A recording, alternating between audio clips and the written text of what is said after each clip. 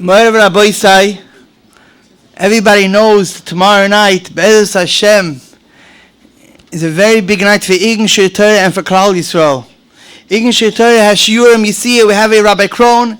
We have a Kenaino. There's so many Yidden. Everybody coming after a hard day of work, and they run. They come. Want to hear some geschmack of it. They want to be inspired. They want to be inspired for El, for Rosh Hashanah, for a whole year. You have upstairs whole Ezras Noshim, downstairs Ezras Noshim. Thousands of people around the world joining Yeshiva World Torah anytime, and TCN all over the shuls around the country, and Ingen Shir Torah's own live stream broadcast, and Kalaloshin. And that's one shir for this, for 1 year coming to learn is worth the whole world. Kolchke and the Ingen Shir Torah had hundreds of thousands of shiurim worldwide for hundreds of thousands of Eden all over the world in 10 languages. Is it Taras HaMishpacha for the men? Is it Shalom Bayis for the ladies? Is it Chinuch Habonim? Is it Yeshivas Ben Azmanim for thousands of Bachman in America and Israel?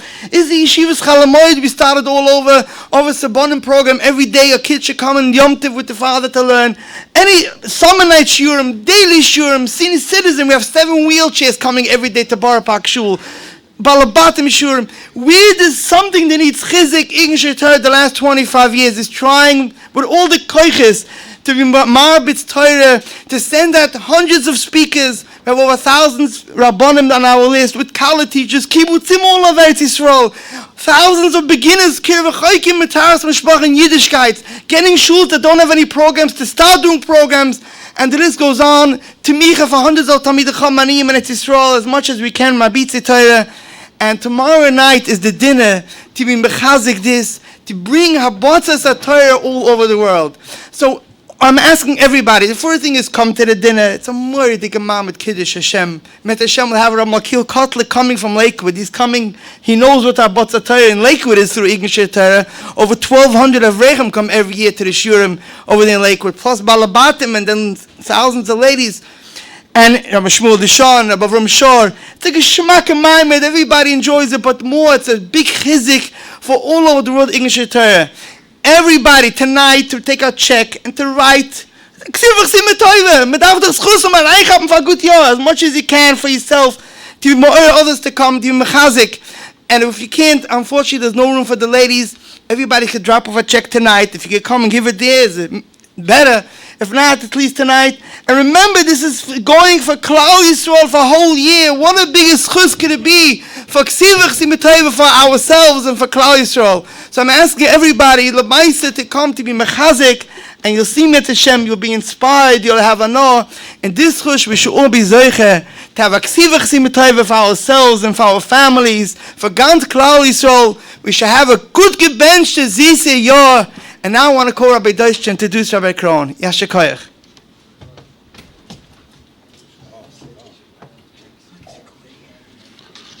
Bruchim Haboim B'Shem Ingen Shir Torah. Moses Boston, I'd like to welcome everyone to tonight's shir.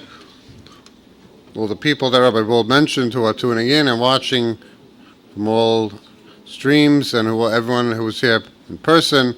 Yasher Koyach to everyone for coming. So I would like to give a big yasher koyach to Rabbi Mrs. David Lang for sponsoring tonight's shir as a schus for the Fuhr Shlema for Devora Baschana B'Sei Shachel Yisrael, and an appreciation for all of Hashem's chasadim tovim. So I'd like to thank Mr. and Mrs. Aaron Tessa for the support for tonight's shir Lili Nishmas Imoy Necha Beila Basha Basha Zelig Olav Shalom Aleh Shalom.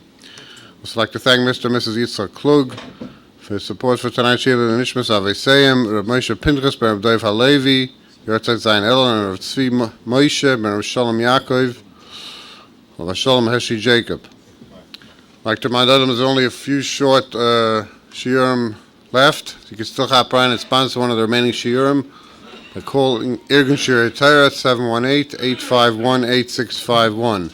Tonight we have the cover to have with us once again Rabbi Paysach Krohn, noted Maggid, to speak on the topic of Emunah and Chesed and refining our lives. My cover to call Rabbi Krohn for tonight's drasha.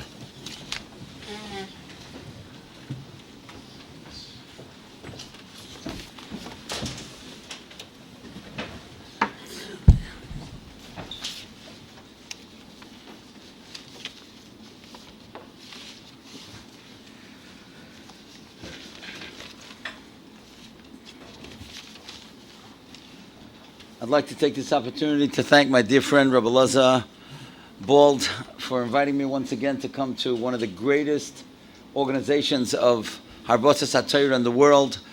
If he doesn't mind, I just want to correct him. He said that when you write the check, you should write Eksiv Achsim HaTorah. That's not what he meant. Don't write that on the check. Write the amount of money that you want to give, and then you'll be Zoicha to Eksiv Achsim HaTorah. So I just wanted to clarify, Rabbi Bold, that I hope that everybody will write checks either tonight or tomorrow night at the dinner, and that we should be able to continue giving these shiurim really that are seen and heard all around the world. We come right in the beginning of Elul, and many people know that there's a famous pasuk in Amos Gimel pasuk Ches, and it says, Aryeh Sha'og Mila Yira. If you would see a lion roaring, wouldn't you be afraid? If we were walking on Avenue J and all of a sudden you saw a lion, you walked on Nostrand Avenue or Bedford Avenue, and you saw a lion roaring, everybody would be terrified. And Aryeh Mefarshim say stands for Elul, Rosh Hashanah, Yom Kippurim, and Hoshana Rabbah. Aryeh is Aleph, Reish, Yud, Hey, Elul, Rosh Hashanah, Yom Kippurim, and Hoshana Rabbah. And I'll tell you something very interesting that my Rav, Rav Shlomo Tarabam, should do well, once said on the night of Kol Nidre. He quoted this, and many people know that Aryeh stands for those 4 periods of time. And he said, you know, that the previous year, on Chol Hamoed Pesach, he took his children to the Bronx Zoo. And they saw a lion, and the lion was roaring. And nobody was afraid. The kids were laughing. Look at that lion roaring. So what is the pasuk saying? Aryeh Shog Mila Yira. You could go to a zoo and you hear a lion roaring and nobody's afraid. Why not? And he said, you know why? Because the lion is behind iron bars. He's in a cage. So if you put the lion in a cage, then you're not afraid of anything. And Chas v'Shalom, Kavayachol, we put Elul in a cage, or Rosh Hashanah, Yom Kippurim, Hoshana Rabbah, and that there's a separation between us and these very strong, powerful days. We're not going to be afraid. So I want to show you something that he pointed out that is absolutely out of this world. I don't know if you ever noticed this, but in the very last tefillah, on Hoshana Rabbah, the very last tefillah, you wouldn't believe it. You know what the Yerotzin is? Yerotzin, we ask Hashem, V'tosir mechitzas habarzel. Take away that mechitzas habarzel. Take away that cage. Hamafsekes beineinu ubeinecha. Isn't that incredible? That's the last tefillah on Hoshana Rabbah. Remove the cage. We have to be facing each other. Open conversation. And that's really what Elul is all about. The hafsokas of the mechitzas habarzel. We want to take away that cage. Because if you just lock Elul in a cage, or Rosh Hashanah, Yom Kippurim, Hoshana Rabbah, it's not going to affect us. So we have to have that direct confrontation. However, we all have to know also that we have to be very confident. In other words, there's no question about it that we are afraid. Aryeh Shog Mila Yira. But you know what Bilam said about all of us? Hein Om Kelovi Yokum. We are like a young lion. We can get up and we can roar at that Aryeh. Uchari miyis naso. And like a mature lion that elevates itself. So tonight we're going to learn, there's no question that we have to have trepidation for Elul, Rosh Hashanah, Yom Kippurim, Hoshana Rabbah. But we also have to have that confidence that we can roar back. We can be Hein Om Kelovi Yokum. Uchari yis naso. And that's the purpose of this talk tonight. How can we roar back? How can we face these difficult days of Elul, Rosh Hashanah, Yom Kippurim, and Hoshana Rabbah, and yet break that cage, be there in front of HaKadosh Baruch Hu, but be able to answer back and be able to come and have a great year, have a great Elul. You know, there's a famous machlokes that the Medrash writes about. The Medrash tells us, Shuvu Elai. The Eibishter says to Klal Yisrael in Malachi Gimel Pasuk Zayin, Shuvu Elai, you return to me. I want you to take the first step. V'ashuv aleichem, and I'll return to you. Hashem says, I don't want to wait until I have to take the first step. I want you to take the first step. Shuvu Elai, you return to me, and then v'ashuv aleichem. However, what do we say to Hashem? If you take a look in Eicha, in the last pasuk, you're going to notice something fascinating. We say to Hashem, Hashivenu Hashem Elecha, you return to us, Vinashuva, and we'll return to you. In other words, you take the first step. So Hashem is telling us, Shuvu Elai, you return to me, and then V'nashuva. Show me that you're serious. Daven a little slower, learn a little bit more, do a little bit more chesed, and I'll come back to you. And we say, no, Hashem, we want you to take the first step. Now, tonight, if you're not too tired, or after Ma'ariv, take a look at the last pasuk in Eicha. You're going to see something so amazing that maybe you never thought about it or you never noticed it. If you take a look in the last pasuk in Eicha, you will see that in that word, V'nashuva, there's a letter missing. Does anybody know what letter is missing in the word V'nashuva? You won't believe it. It's the letter Hey. And you know something? You can still read it V'nashuva because Kometz Vez is Va. So you open up an Eicha, you're going to see, oh my goodness, where's that Hey? It's missing. And I always wondered, why is that Hey missing in the word V'nashuva? We can certainly read it V'nashuva, as we said, Kometz Vez is Va. So where is that Hey, and why is that Hey missing? So here I want to tell you something. I found the Hey. Here it is. I want everybody to look at it. See, here's the Hey. I found the Hey. And this is the Hey, and this is the Hey that's missing in that word V'nashuva. Why is it missing? And I'll tell you why it's missing. You know what the Gemara tells us in Menachos? It's amazing. The Gemara tells us in Menachos that the world was created like a hay. Now, what does that mean? The Gemara is in Menachos Chav Tes Amud Beis, and the Gemara tells us that if you take a look at the hay, you're going to notice something very interesting. See, the hay has no floor, and a person can fall b'sha'oil tachtis. A person can fall so far, there's no end to how far a person can fall. But here's where the confidence comes in. Because every single one of us here tonight, in the Boston Beis Medrash, and everyone around the world that's watching and listening should know that this door is open for tshuva. Hey is the letter that symbolizes tshuva. So no matter where you were this year, no matter what you said, no matter what you did, no matter what you watched, tonight is a new beginning.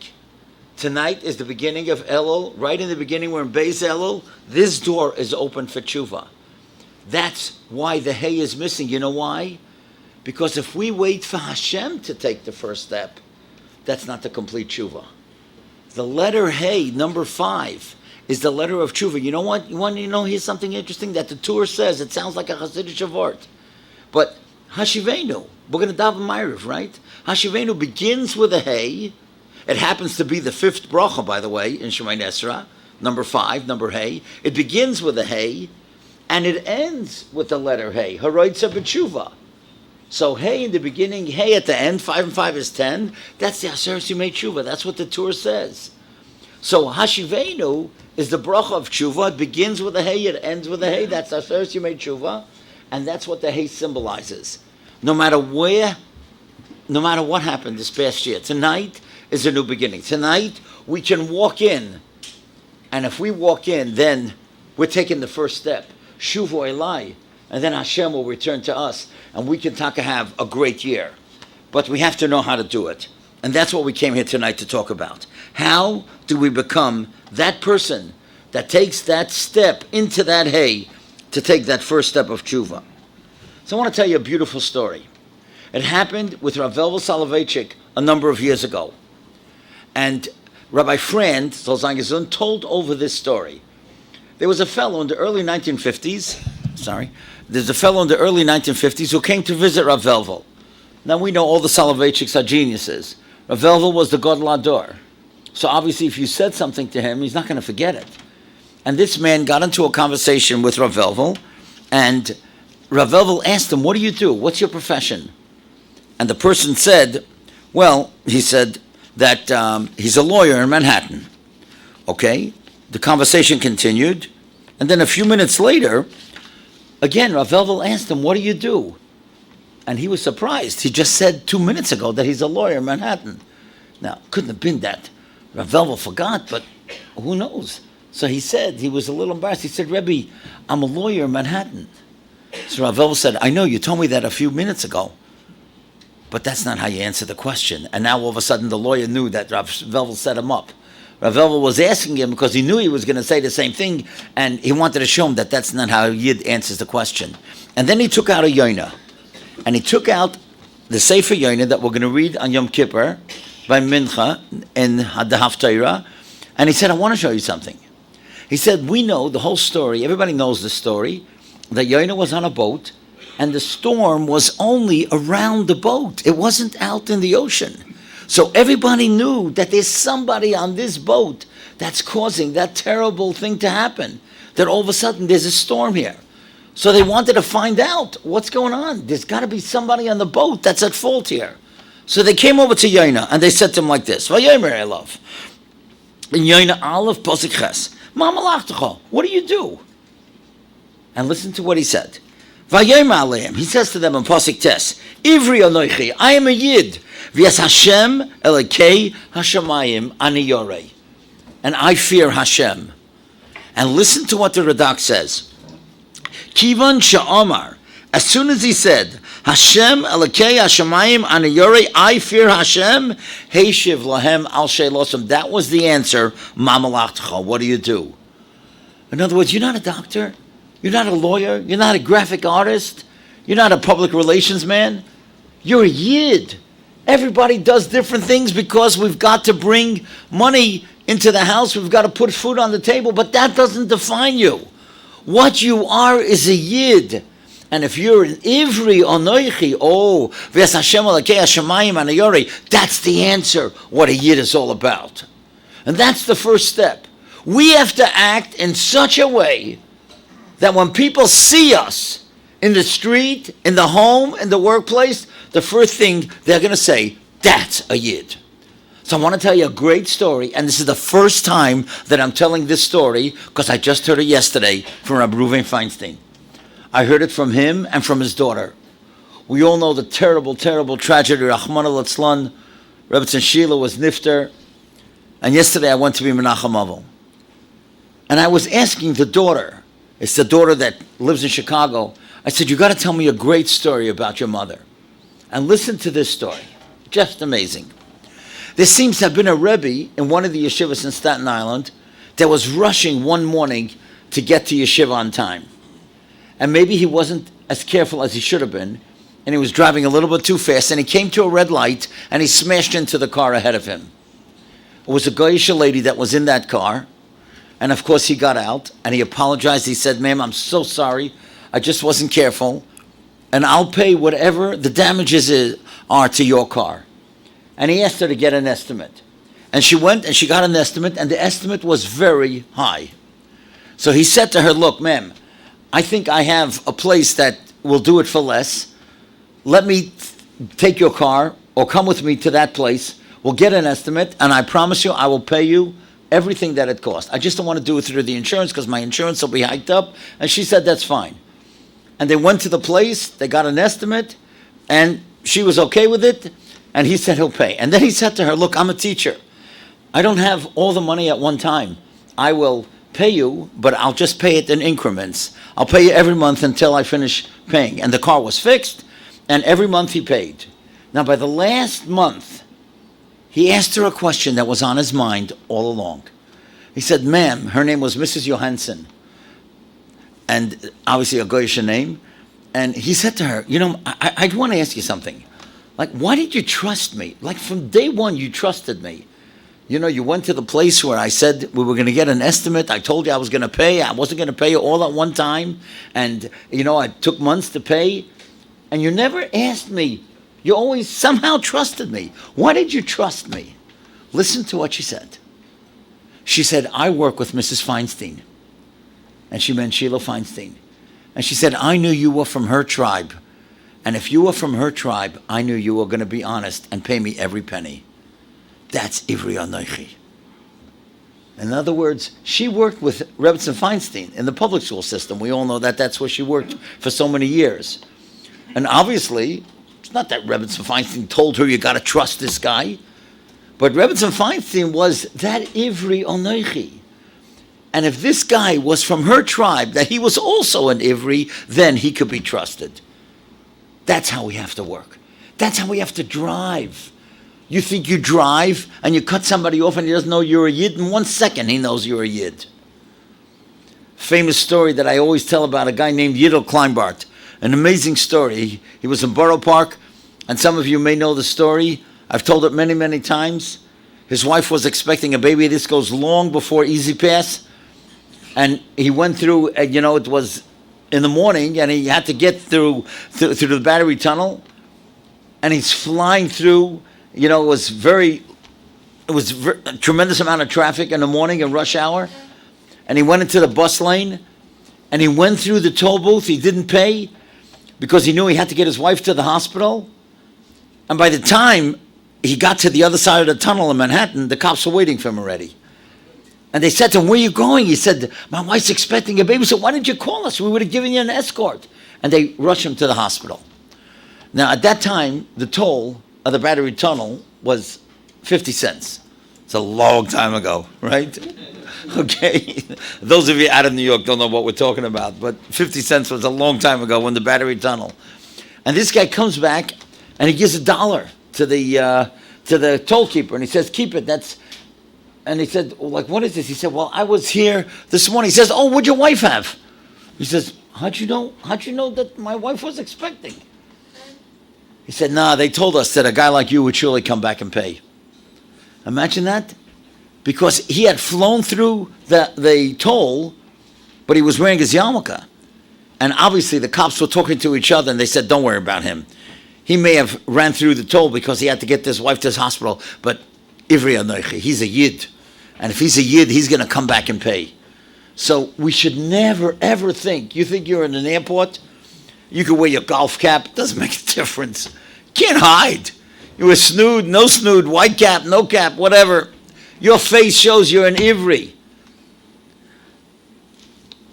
I have a Mechutin, I remember he told me he was in Arizona someplace, right? He was getting off a plane, and some Lubavitcher guy, came over to him and asked him if he wants to put on tefillin. Now, he thought he was wearing his golf cap, right? How does he know he's a Yid?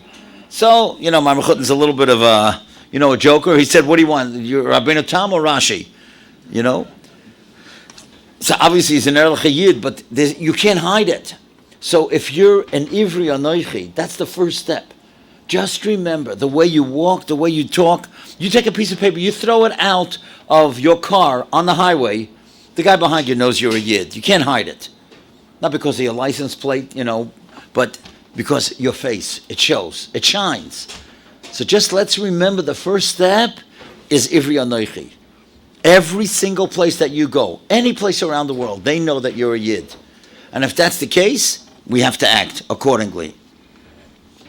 Now, many, many times in the next, once Rosh Hashanah comes, obviously in the Aseret Yimei Tshuva, we're going to use the expression Zachreinu l'chaim, Melech Chofetz b'chaim, v'kosveinu b'sefer ha'chaim. We want life. And it's so interesting. Many people don't focus on that last word, Lamancha. Lamancha, for you. That's why we want life. It's not only for us. Lamancha, for your sake, Elokim Chaim. We want to be Mekadeshim Shemayim. And we keep saying it, and we're focusing on the first part. Zachreinu l'chaim, Melech Chofetz b'chaim, right? We want life. But Lamancha, we want it for you. Because we want to show everybody what a Yid is all about. We want to be Mekadeshim Shemayim. In the workplace, on the highway, in the airports, wherever you go. You make a nasty comment to a bus driver or to a taxi driver, to an Uber guy, they may not say anything because, it's their parnasa, and they want to get a tip. Oh, but they'll remember, that Jew. Oh, how that Jew spoke. And I'm telling you, you make an impression wherever you go. And that's why I'm always very makbid to say thank you to these people, to make a nice comment. I'll tell you something so interesting. I was in the Young Israel in not Bayswater, in Far Rockaway, in Long Island. I was in Young Israel, where Rabbi Billett is the Rav, in Woodmere, thank you. And Young Israel of Woodmere, and a guy comes over to me, and he says to me, "Rabbi Krohn, I just want you to know you were Exhibit A in a court case." Now, that's frightening. I said, what does that mean? He said, no, Chas v'sholom had nothing to do with a bris. It had to do with something in an airport. I said, "What are you talking about?" He says, "I'll tell you after davening." He says, "I'm not allowed to tell you. I'm a lawyer, but I'm going to tell it to you anyway. Really, it's confidential, but I'm going to tell it to you anyway." And you would not believe what happened. He told me this situation. He told me that there was this fellow who was a teller or a clerk behind the counter, and it was Thanksgiving, and he was working for Air Canada. And I don't have to tell you, Thanksgiving is such a hullabaloo, at such a turmoil at every airport, especially the New York airports. Everybody's going, on vacation. And it seems that there was a long line on this Air Canada line. And there was a guy who thought that he's not going to make his plane on time. So he went ahead of the line. He went ahead in front of 20 people, and he said, "Take me on." And the guy behind the counter said, "Who the dash you think you are?" Except he didn't say dash, He said, "Who do you think you are? There's a line here." He says, "Well, I own stock in Air Canada. And you better take me on right now, otherwise I'm going to get you fired." The guy didn't believe him exactly. But then when he said it a second time, the guy was thinking, maybe the guy is that important. He doesn't want to lose his job, right? So he had a few choice words for him. And he said, "Give me your passport." Of course, if you're going to Toronto, you're going to Montreal, you got to have a passport. So the guy takes out his passport, and the guy ripped it out of his hand, and by mistake ripped a page out of the passport. Well, that wealthy guy went bananas. He went crazy, and he started yelling and cursing at this guy. But he let him go on. And you know something? The guy really did own a lot of stock in Air Canada. He was an extremely wealthy guy, and he got that guy fired. He got him fired. That's terrible, right? So, of course, he went to the union, this fellow, and he said, "How could they fire me?" So the Yiddish lawyer who was working for the union, the airline union, he said, "Well, let's go to your records. Let's see if you are an argumentative person." Because they keep a record of every worker in the airport. The union does, because you always want to know. And wouldn't you know it, in his record there was a letter from me. What happened? I remember I was once going to Toronto, and we're about to get on the plane, and all of a sudden they announced that the flight is canceled because of mechanical failure.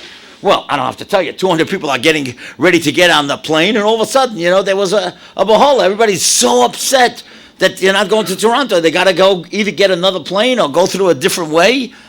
And this guy was so incredible. He started cracking jokes, and he diffused a very, very tense issue. And he said, "Ladies and gentlemen, you guys are so lucky, because none of you would like to be blown up in midair, right? So look how wonderful Air Canada is that they told you before you got blown up that you can't get on the plane." Even here tonight, everybody's laughing, right? Who talks like that behind the counter? And he was cracking jokes left and right, and somehow nobody was angry, even though 200 people did not make their flight on time. So I was very impressed with this guy. So when I got home, I just took a piece of stationery. I didn't even type it. I just wrote a note. I said, "This guy Jack was just amazing. It was a very tense situation. He just made everybody laugh, and, he should be commended." And that was Exhibit A. That he wasn't so argumentative. That he was really a nice guy. And you know something? He got his job back. Now, he didn't get it only because of me, because he had a whole file of people that had written letters. That's why it's so important to write a letter. You think the letters don't mean anything, but they do. And that was in his file. So many, many times, if I'm on a plane and somebody does something very nice, just make a note of it and write besides that it's a Kiddush Hashem. But you never know how you could help another person by writing a note. So, Ivri Anoichi, just remember, you're a Yid, just like Rebbetzin Feinstein, Allah Shalom. She didn't say anything special to this Mrs. Johansson. She probably didn't even know about this thing. But because that she was that noble person that she was, that's why this guy was able to pay in increments, and he didn't have to pay right away. So I want to show you what being a Yid is all about. This story just happened just a few weeks ago. I got a call from a family. A young couple was on the phone, and they were very, very frightened and very nervous. And I said to them, is everything okay? And they said, "Rabbi Krohn, we need chizuk. We need chizuk. We need encouragement." And I said, "What's going on?" And the wife started talking, and then she started crying, and she couldn't finish her conversation. And she said that she's 9 months pregnant and she's about to have a baby in 3 weeks. And I said to her, well, that's a wonderful thing. Why would you be frightened? You know, that's such a wonderful thing that you're going to have a child. And she started crying and she couldn't finish her sentence, and her husband continued. And he said, last year she was also pregnant. And she was in her 9th month, and we went to the hospital on a Friday afternoon. And Friday night it was a stillborn. The baby wasn't born alive. And he says we were so devastated because that was going to be our first child. And even the doctors, nobody could understand how could such a thing happen. The pregnancy, everything was perfect. Everything was going along so perfect. How could that happen? And, you know, Rabbi Krohn, they said, please give us chizuk, give us a school that such a thing shouldn't happen again. Now, I knew very well, without them telling me, that I wasn't the only one they were calling. I'm sure they were calling a lot of people for chizuk and for skulas. And I said to them, I want to tell you what to do. I want you to take out your Tillim, and I want you to look right now at Kapitel Kuf Chav Zayin and Kuf Chav Ches, 127 and 128. And if you have a Tillim or an Art Scroll Sitter, take a look in the back. You'll see something very interesting. And I told them, take a look at Kuf Chav Zayin. You know what it says in there? In Pasuk Dalet, Gechitzim b'yad gibor, like arrows in the hand of a strong man, Kain b'nei hanor. That's what children are all about. In other words, an arrow, a strong man can shoot an arrow. He's standing here, but he shoots it far, and it has an effect far away. That's what children are about. You have good children, you could raise them in one area, but as they get older, they can go far away in other places and be Mekadosh Shem Shamayim. And the pasuk right afterwards or right before says, Hinei nachlas Hashem, the heritage of Hashem is bonim, is having children. And in the next parak, in Kuf Chav Ches, it tells us, Eshtecha Gefen Poiriya, your wife will be like a fruitful vine. And the pasuk says, Bonecha Kishasilei Zeisim, your children will be like olive shoots, always fresh, always vibrant.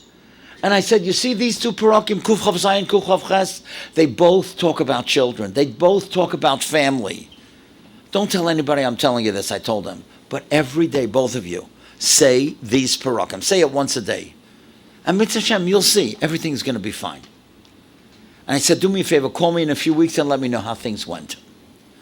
And we hung up the phone, and 3 weeks later, the guy calls me up. He says, Rabbi Krohn, do you remember who I am? And as soon as he tells me, of course I remembered. I said, so what happened?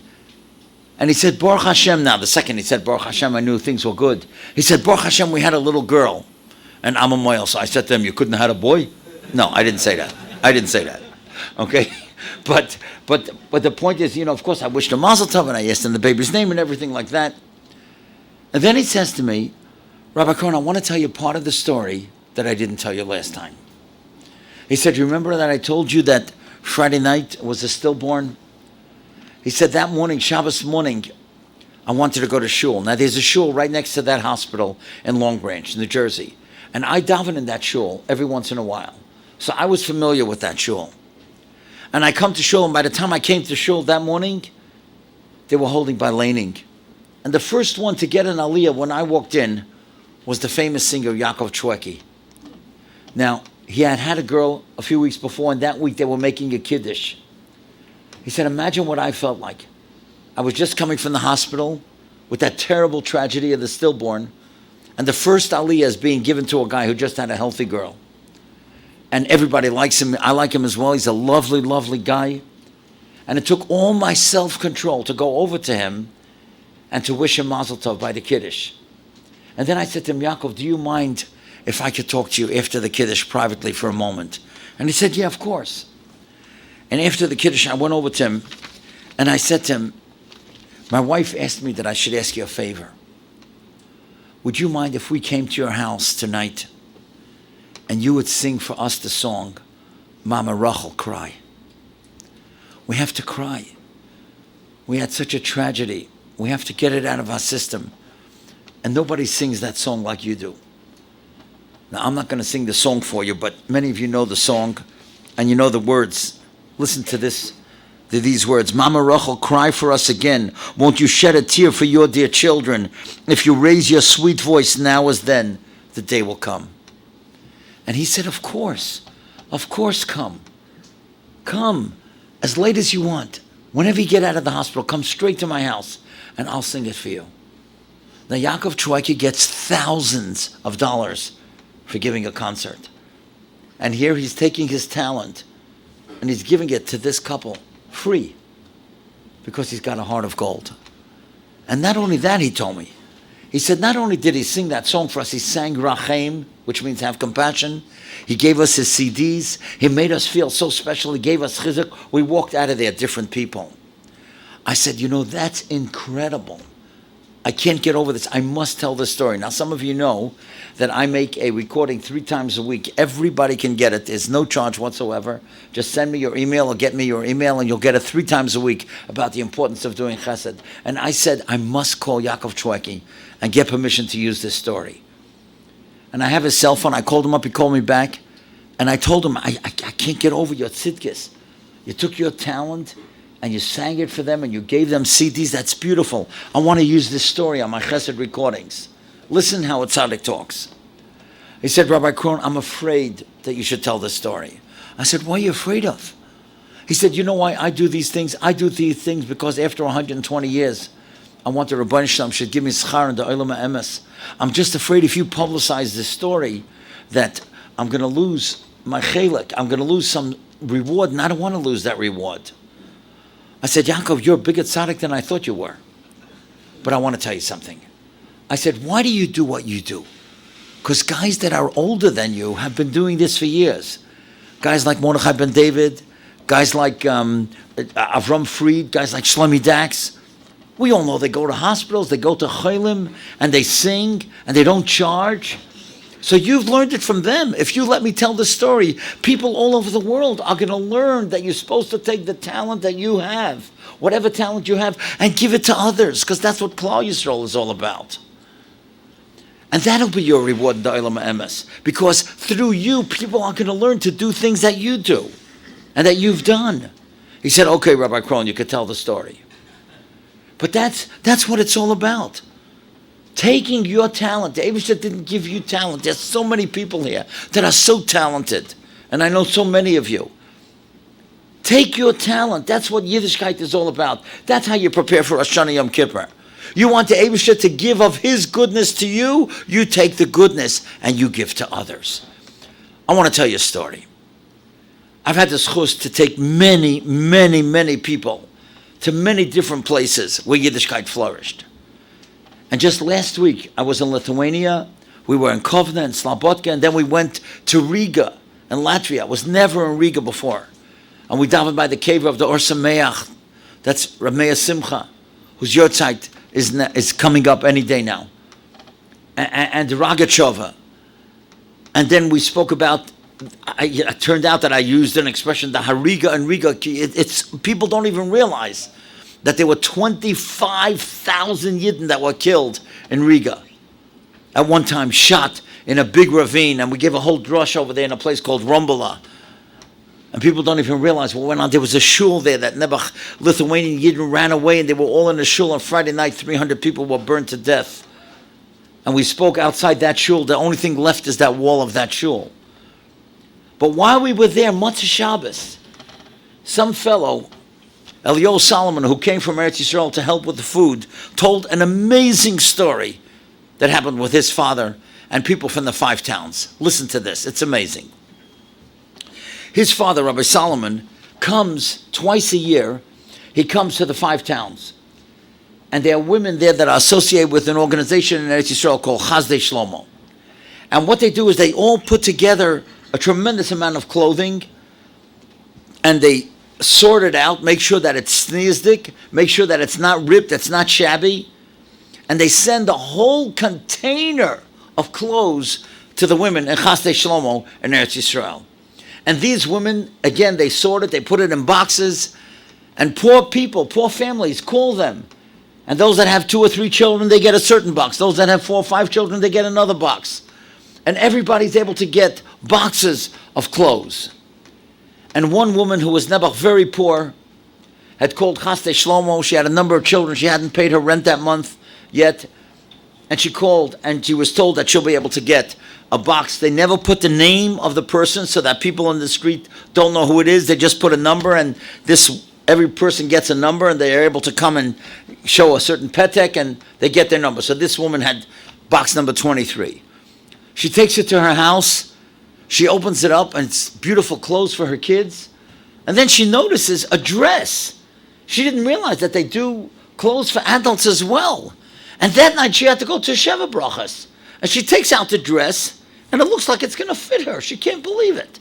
She's supposed to go to, she puts it on, and it fits perfect. So now she was so happy. Not only did she have clothes for her food, but now she had a Sheva Brachas dress. Now listen to this. She's about to walk out of her house, and all of a sudden, she feels a pin that opened up. It must be a pin, and it's sticking into her.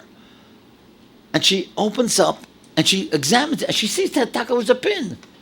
But to the pin was connected an envelope. And in the envelope was a letter. Listen to the letter. The letter said like this: if you are wearing this dress, obviously you must need this money. And in that envelope was $950 cash, the exact amount she needed for her rent that week. I mean, Mika Amcha Yisrael, whoever that tzaddikus was in the 5 towns, that not only donated the dress, but understood if somebody in Chesed Shlomo was wearing that dress, they probably need the money, and put in $950 cash. That's amazing. You want to hear another story? What does it mean when you give of yourself and give of your talents? You could go crazy. My dear friend Morty Melman, who was associated with the Aguda for so many, many wonderful years. So he and many of us here know the name Mike Tress. Mike Tress was the head of the Aguda for many, many years. Now, to me, he was not Mike Tress.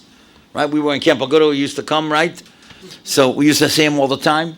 To me, he was Uncle Elimelech. He was my uncle. Now, I can't really say that I knew him well because he died when I was 21, 22. But certainly we knew his reputation.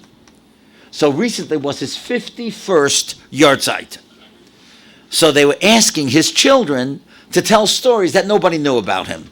So I have a cousin, Tzvi Tress, and Tzvi lives in Miami half the year. And recently he was in a shul in the morning, and somebody saw his talis bag, and it said Tress on it. So Satmar Chassid comes over to him, and he says, "De heist Tress?" I said, "Yeah." He said, "Is gewiss Mike Tress?" He said, "What do you mean? That was my father." He said, "That was your father?" And this Satmar Chassid mamish, tears are coming down his eyes. He's crying. And he said, and Tzvi says to him, "You know my father?" He said, "I want to tell you a story that happened with me and your father many, many years ago." He said, "I was a young man. I had just come to Satmar in Williamsburg. I needed a job. I had a job 1 week, and they fired me because I was a Shomer Shabbos. I was starving. I had no food on the table for me, my wife, and my child. I was going crazy. I came to Satmar. I begged people, give me a job. But Satmar wasn't what it is today. And they were struggling too. Nobody could give me a job. And finally, one guy said to me, 'Why did you go to Mike Tress?' Now, those of us who grew up in Williamsburg knew that Satmar was on Bedford Avenue, and the Aguda, a few blocks away, was also on Bedford Avenue. They said, 'Go to Mike Tress. He's a wonderful guy. He'll try to help you.' And this guy says to Tzvi Tress, he says, 'I'm a Satmar guy. You think I'm going to the Aguda? And you think I'm going to a guy named Mike who doesn't have a beard?' Right? 3 strikes, right? Me and Morty, right? 3 strikes against us, right? Mike, and he works for the Aguda, and he doesn't have a beard. So for 2 weeks, he says, I didn't go. I was starving, but after 2 weeks, I couldn't take it anymore. So I go down to the office, and I meet this guy, Mike Tress. He puts out his hand. He said, 'How can I help you?' And I said, 'I'm starving. I need a job. Is there any way you could help me?' He said, 'What do you do?' He said, 'I'm a glazier. I work with glass.' He says, Mike said, 'I can't believe it. A glazier. There's a glazier 3 blocks away from here. I happen to know that he needs somebody. Here's a note. Go to him. And I'm telling you, he's going to hire you. I know that he needs somebody.' And sure enough, I went to the guy, and the guy hired me on the spot. I couldn't believe it. That Friday night, I had food on the table. And not only that, every Thursday, I got paid on time, and I felt like a human being. I had a job. I had food for me, for my wife, for my child. I couldn't believe it. After 2 months, my boss calls me in. He says, 'I want you to go to Mike Tress. Tell him he doesn't have to give me any more money. From now on, I'm going to pay you direct.' Could you believe that? You could go crazy. Look at that chesed. That's what he wrote on the note. Hire this guy. I'll pay as long as you hire him, for as long as it is. And then once the guy saw he was a good worker, so of course he's going to pay him alone. That's somebody who gives of himself. That's what we have to become. We want the Eibishter to give us chesed. We have to take our talents and give it to other people. We have to be like Yaakov Choueki. We have to be like Mike Tress. We have to be like that lady in the 5 towns. I'll tell you one more thing. You won't believe it. It's just amazing. Mikamcha Yisrael. So there's a lady, Rita Slamowitz, who lives in Washington Heights. So she told me that recently there was a man who was 90 years old who never passed away. Rahmana Litzlan, he and his wife, this 90-year-old, they had never had any children. And not only that, but he was the youngest of his siblings. All his siblings had died already. So now, the only one sitting Shiva was this old lady, 90 years old. So Rita Slamowitz, who's near that age, and her friends, they came to be Menachem Ovel. And they're sitting one afternoon in Washington Heights, and all of a sudden, the middle-aged couple from Borough Park walks in. Nobody knew who they were. And they start asking questions to the Almana about her husband. So she said to them, excuse me, after she answered some questions, did you know my husband? They said, no. She said, I hope you don't mind I'm asking you a question, but you didn't know my husband, you don't know me, and I don't know you. What are you doing here? Listen to what they said. You could faint. They said, we live in Borough Park. We get Hamodia every week. The first page we open up every week is Misaskim. And we look to see if there's anybody in the whole metropolitan area that's sitting Shiva alone, we go to be Menachem Ovel. Could you imagine that?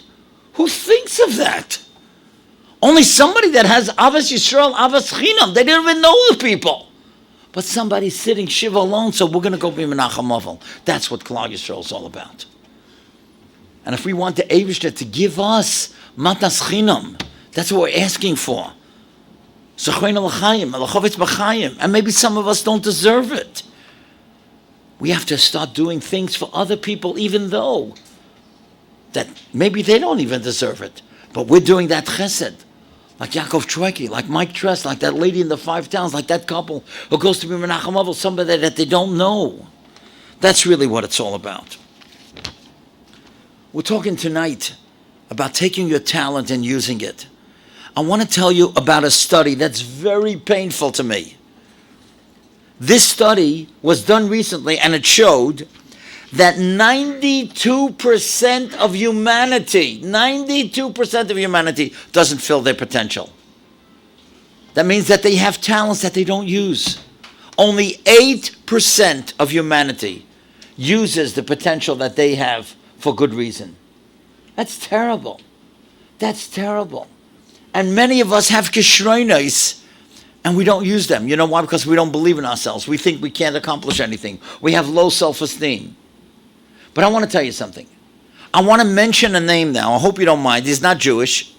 This person was a doctor. He passed away this past year, and many, many people spoke about him just by a raise of hands. I'm just curious.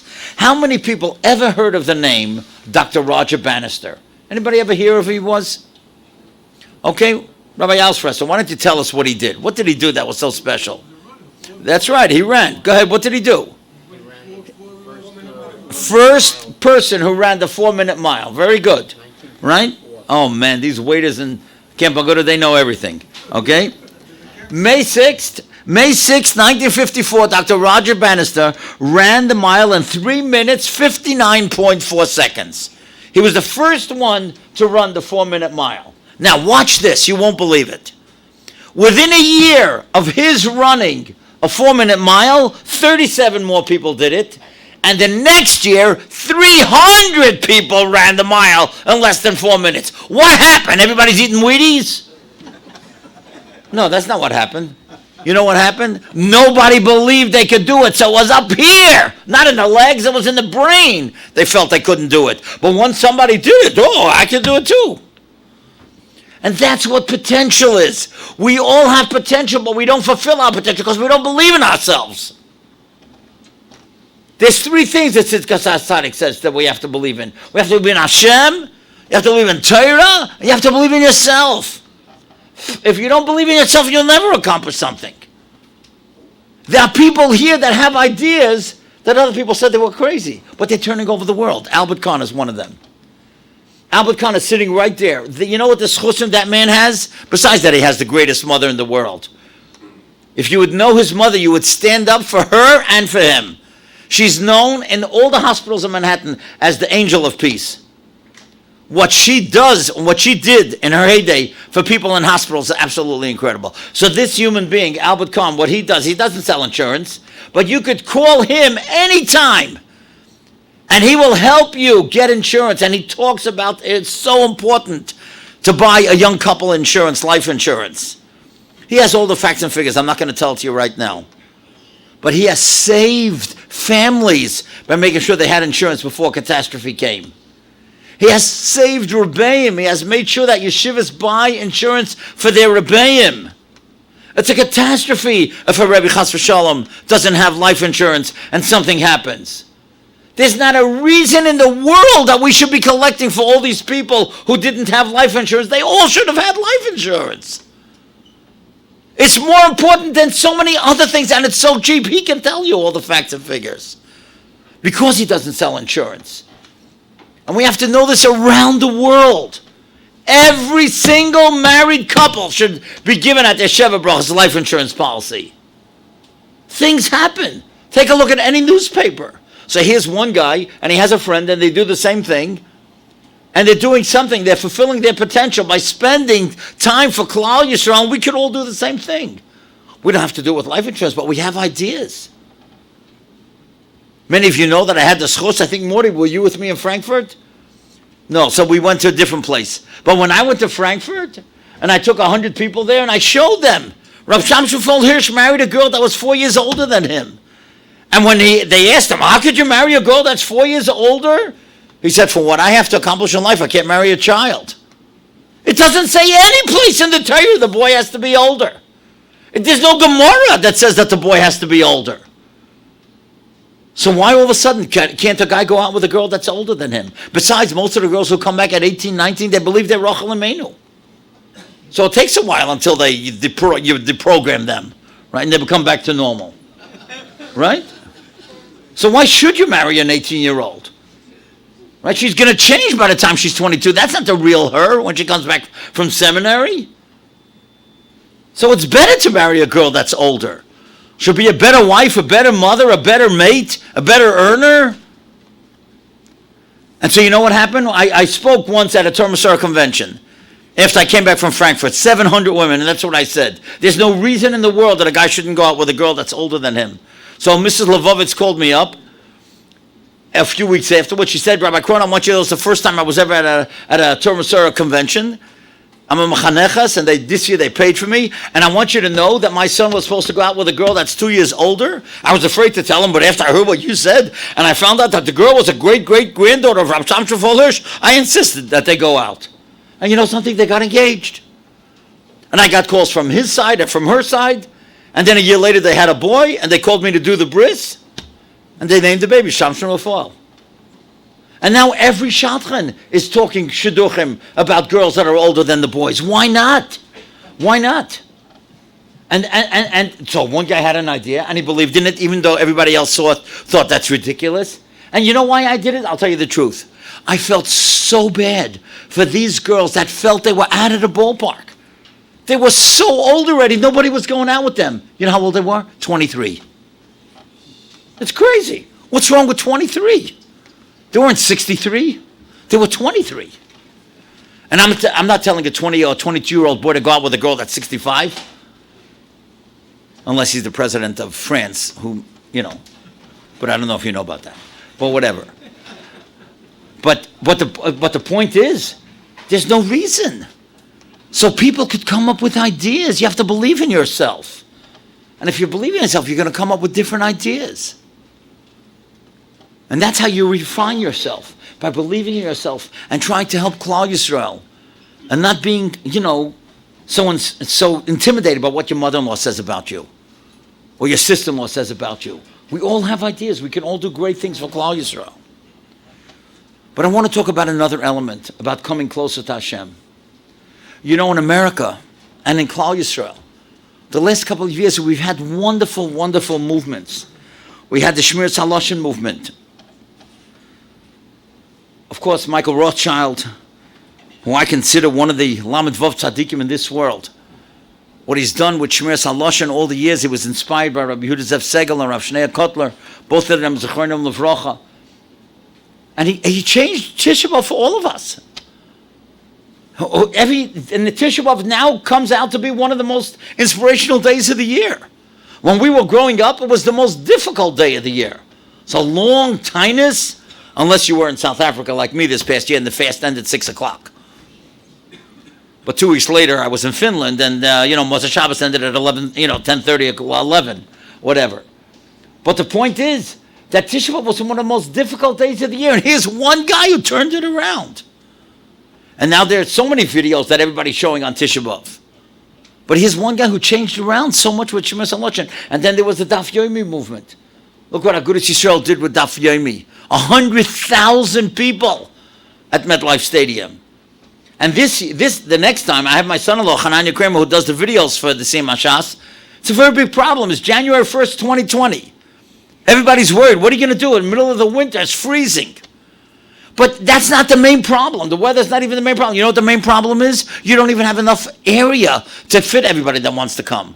So they're going to use Barclay, they're going to use Madison Square Garden, they use the NASA Coliseum and MetLife Stadium, and they're still worried that it's not going to be enough.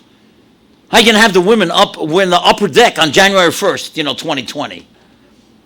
So you've got to have, but Baruch Hashem, thousands are learning Daf Yomi all over the world. And now there's a new movement. And you know what that movement is? We all got to get involved. That's the movement of Emunah. And you know who started it? A man by the name of Rab Shalom Arush. I had this chus last year. I was in Ukraine. I took about 60, 70 people to the Ukraine. And we davened by the Baal Shem Tov and by the Chernobyl and many, many different places. We happened to be in Uman for Shabbos. And over there, Rab Shalom Arush was there. He was there on a little vacation with his wife. And Rav Mota Frank at Tzaddik told me, he said, come with me, I'll take you to Rav Shalom. And Eretz Yisrael, you can't even get close to him. So many people want to see him, but here, I'll introduce you to him. And I took a walk with Rav Shalom Arush. I'm telling you, I felt like I was in a different world. The man looks like he walked out of Gan Eden. A heilige yid, long payas past the shoulders, a golden kaftan, a shtreimel, the nicest, wonderful person. He wrote a book called Everybody Has to Get It. And he called that book The Garden of Emunah. It's been translated into so many languages. They sold millions of copies of the Maggid books gesagt. But millions of copies in all the languages. It's amazing.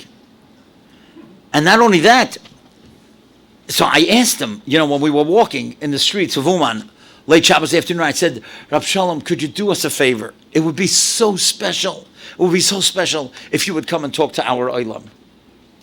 And he agreed. Just like Yaakov Choueki, takes his talent and he gives it. He said, I'll come. He opened up his mouth, Shal Shudis. I thought everyone would faint. The first words out of his mouth were, take a look at me. I'm a Baal Tshuva. You think the guy walked out of Gan Eden. You can't believe the guy's a Baal Tshuva. And then he said, I used to be a paratrooper in the Israeli army. Imagine a guy like that. He was in the helicopter force. And you know what he told us? You know how his life changed? You wouldn't believe it. One day, 6 of his friends were killed in a helicopter crash. He said, I was 23. I was doing kol dover oser. Anything that you could imagine that a 23-year-old Israeli guy was doing, I was doing. And my 6 closest friends, they were all killed in a helicopter crash. And all of a sudden, I began to realize, what's life? In 1 second, life is over? That's what you come to this world, to have a great time and life is over? And I began to realize, wait a second, there's got to be more than just having a good time. And I began thinking, and I began asking, and I began inquiring. And eventually I came to Breslov. And he became a very serious Breslover Chassid, and he wrote this great book, The Garden of Emunah. And I'll tell you another thing. There's a young man who's living right here in Brooklyn. His name is David Ashir. A young man, I doubt that he's 40 years old. He wrote a book called Living Emunah. And also they sold over 100,000 copies. Living Emunah 1 and 2 and 3. Art Scroll has printed them in hardcover, softcover, big form, little form. Thousands of people are inspired by the incidents that he brings about Emunah. And then I want to tell you about one more person. Again, most of you certainly did not hear of this person. And again, by a raise of hands. Anybody ever hear of the name Risa Rotman? Of course not. But I'm going to tell you who she is, and you will all know that you really do know her. You just don't realize. Remember that terrible, terrible morning in Hanof when 4 tzaddikim were killed? in a terrible, terrible, brutal way. Her husband, Chaim, was the fifth. Chaim Rotman, except he didn't die right away. And that's why everybody forgot about him. And they forgot about her. Because every day for a year, she went to the hospital while her husband was in a coma. Imagine the Gehenna that she lived through. And when I was in Eretz Yisrael, not this past summer, the year before, my dear friend Menachem Nissel said to me, Mrs. Rotman wants to talk to you. Could you go to her house in Har Nof? I said, of course. What's the question? Once I found out who she was. And she told me she was writing a book. And it was going to come out last Hanukkah, which it did. And she was talking what it is to go through what she went through. And she was discussing with me a title for the book. I gave her a title, but then at the end they didn't use that title. Rabbi Gedalia Zlotowitz had a different title, and he felt there was only one title for that book. And it's called Terror and Emunah in Har Nof. And in there, Mrs. Risa Rotman writes this thing. Listen to how a woman writes about Emunah. You would think a Mashgiach wrote it.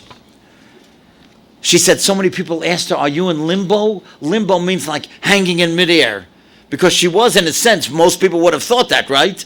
Because she's hanging in midair waiting to see what's going to happen with her husband, who she goes to the hospital every single day until Nebuchadnezzar passed away. And listen what she writes. No, there is no such thing as limbo. Jews are never in limbo. Whether they are waiting for a shidduch or a baby or any other Yeshua, they are exactly in the place they are meant to be. To do their avodas Hashem. This is the place where I am meant to be at this time to serve Hashem. And that is true for all Jews at any time, any place in their journey. You know what that means? That every one of us here tonight was supposed to be in the Boston Beis Medrash by Irgun Shir Torah. Every one of us was meant to be here tonight. Every one of us that's watching all over the world. That's where you're meant to be. You're not in limbo. Right now, Hashem wants you to think about what does it mean to have Emunah? What does it mean to be part of Chelik and Klal Yisrael in the month of Elul? How do we answer back? How do we be that Lovi Yakum? To that Aryeh, to the Elul, Rosh Hashanah, Yom Kippurim, Hoshana Rabbah. One of the ways is Emunah. And I'll tell you an amazing thing.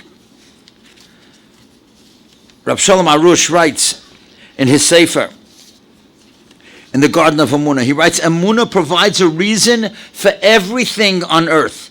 Emunah is the only effective consolation for the pain and sorrow that we all encounter from time to time. We all go through Gehenna. Every one of us is challenged. If some of you remember what I said on the Tisha B'Av video, there's a guy out in Los Angeles. His name is Ephraim Shore. 8 years ago, he was taking a rest, he told me. 8 years ago, he was taking a rest, Rosh Hashanah afternoon, before Mincha. And when he got up, he couldn't move. He was totally paralyzed. He became a paraplegic. He could not move. For 8 months, he was in the hospital. Until finally, with medicine and therapy and brochas, he was able to start walking. Today, he walks with a big stick. His name is Ephraim Shore. He calls his stick the Mata Ephraim. It's adorable. It's adorable. And he's always got a smile on his face. I can't understand that. The nicest guy that you could imagine. And he gives out these cards. And he gave out this card. Everyone that you see is going through something that you don't realize. You know what that means? Everybody in this room is going through something. You don't realize. Everybody comes here, they look smiling, they look, everybody's so happy and so nice to be a chelik of Irgun Shirei Torah. But people are going through stuff. And you have to be sensitive to people. And one of the ways that all of us can go through what we go through is, one, with Emunah, and two, by having the Chavashaft, to know that everybody else cares about you. That's what we come here tonight for. We come here tonight as a group. Because we're all brothers and sisters, and we all care for each other, and we're all going to give of ourselves, of the talent that we have, to make somebody else feel special. Because life is not easy. That's what Golus is all about. And that's why we come here tonight. To understand what Emunah is all about. Read those books. Read those books, The Garden of Emunah. Read those books, Living Emunah, Terror and Emunah in Har Nof. And that's how you get a chizuk. I want to tell you one more thing, and then we'll review and end with a great story.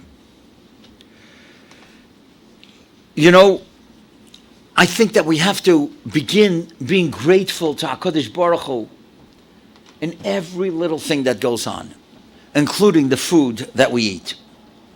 Now, in my siddur, and you know that I'm a big believer, we've spoken about that many times, underlining in a siddur, whether it's Altira, as we spoke about many times, or Haroife L'Shvurei Leiv, which is the first ACA's Hallel, and Baruch Goyzim Makayim from the Skolena Rebbe. We've spoken about all these things. But I want to show you something in benching. Did anybody ever see anybody paint an apple red? Or a grape green? Or blueberries purple? Who paints that? The Eibishter does that. Now, Hashem could have given us food that would all be white pills, and we would survive. But Hashem does us a great favor. There are many foods that are beautiful. Chocolate mousse, some people consider it beautiful, right? A mango, some people consider a mango beautiful. And we have people sitting here that would love to be able to see that food. And this person comes here and is an inspiration for all of us because he never, ever misses a shiur. You know what he would give to be able to see a red apple? Or a green pear? B'chein. When you say in benching, b'chein, think about that. Think about the appearance of food that not everybody is able to see, but you could see it. The Eibishter does us a great favor. Now what about the taste of food? Hashem could have made that every bit of food would be like a pill, like a dry pill. But if I gave you watermelon, and I gave you sushi, and I gave you a pizza, I gave you a steak, you would be able to tell the difference even if your eyes were closed. So that's the chesed. The chesed is the taste of food. Food is delicious. I'm embarrassed to tell it to you, but I'm going to tell it to you anyway because I'm so grateful. I haven't eaten asparagus in months. You know why? Because of the bugs and everything. There's so many shilas. Finally, today, I was in a grocery store. I saw hashgacha on asparagus. I couldn't wait to eat it. I ate the whole jar in one shot. It's not nice, but I did because I missed it all these months. Right? Asparagus tastes great. You don't have to buy it for me for my birthday, but I'm just telling you. So that's a taste. The taste, that's a chesed. Chen is the appearance. Chesed is the taste. The nutritional value. If we didn't have food in the last 5 days, none of us would be here tonight. So there's nutritional value. So Rabbi Chatzkel Levenstein writes in the Or Yecheskel that when we bench, most people who bench, they bench because they think they're from. You got to bench. Yeah, what about Hakaras HaTov? You ever think about that? You ever think about that? Thank you, Hashem. Thank you for watermelon. Thank you for peaches with fuzz. Thank you, for some people love, a pizza or bread or whatever. So benching is a way of connecting to HaKadosh Baruch Hu. It's not just the mitzvah of v'yachalta v'savota v'rachta. It's saying thank you. We have to make a connection to HaKadosh Baruch Hu. So tonight when you get home, underlining your siddur, b'chein, that's the color of food. B'chesed is the taste of food. U'barachamim, that's the nutritional value of food. That's what I think. And it certainly makes a difference when you bench that way, and all of a sudden you make a connection to HaKadosh Baruch Hu. So tonight we have to make a connection to each other with the chesed that we do, with the talents that we have. We have to make a connection to HaKadosh Baruch Hu through the emunah that we have.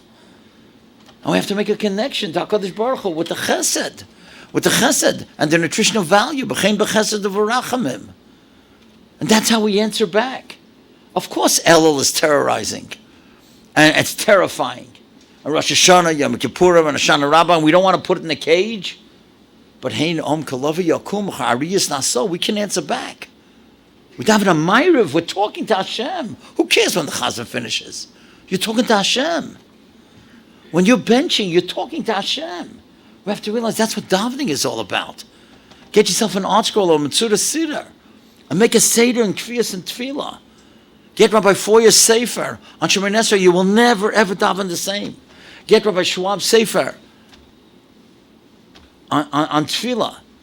It's unbelievable. These Svarim will make you all of a sudden realize the connection that you have to HaKadosh Baruch Hu. So I just want to end with this famous, beautiful story that is negeah to every single one of us. there was a Talmud of Rab Chaim Velosh. His name was Rab Shaya Bordecki. And Rab Shaya Bordecki lived in a communistic type of country, and everybody was trying to run away. And at night there was a fisherman who had a boat that could fit 30 people, except he didn't take 30, took 60. Because he knew that he was getting paid a lot of money to be able to get people out of this communist place, and he would go at night to a free country that was less than 2 miles away. But everybody knew that one night this boat is going to crack, and people are going to end up drowning. But everybody was trying to take a chance because they felt, to the other guy, you're the other guy, but, the other guy, it's going to happen. It's not going to happen to me. So this man, Rav Shaya, took his 2 children, a 10-year-old and a 6-year-old. And one night they were on the boat, and they were less than a mile away from shore, and all of a sudden everybody heard the boat cracking. And they started screaming because there was not enough rafts to save everybody. And now Rav Shaya held on to his 2 children, the 10-year-old and the 6-year-old, and he starts crying and he starts saying, boys, I can't swim with both of you. It doesn't make sense that we should all die. I'm going to have to drop one of you. This is the worst decision of my life. How could I drop one of you? But I've got to drop one of you. I can only carry one of you and swim to shore. There's no point in the 3 of us dying. And the 10-year-old says, Tati, drop me because I think I know how to swim, but you got to save the little boy. He doesn't know how to swim. And the little boy says, Tati, no, drop me. The older boy, he goes to yeshiva. He does mitzvahs. He's a tzaddik. Take him. And the father doesn't know what to do, and he's losing his koiches. And finally he decides he's going to drop the older boy because he knew for sure that the younger boy didn't know how to swim. And as the older boy feels that the father is letting go, he says, Tati, don't drop me. Please don't drop me. Even though 2 minutes ago he said that he should, but now he realizes he's going to fall in the water, and the father can't drop him. And he holds on to him, and somehow miraculously he's able to get to shore. And he drops both kids on the sand, and he collapses. And the older boy comes over to him and he says, Tati, how could I thank you? You saved my life. And the father says to him, no, I didn't save your life. You saved your life. Because I didn't have the strength to save you. But when you cried out, you gave me a strength that I didn't even know that I had. All of a sudden I had a strength because I heard you cry like that.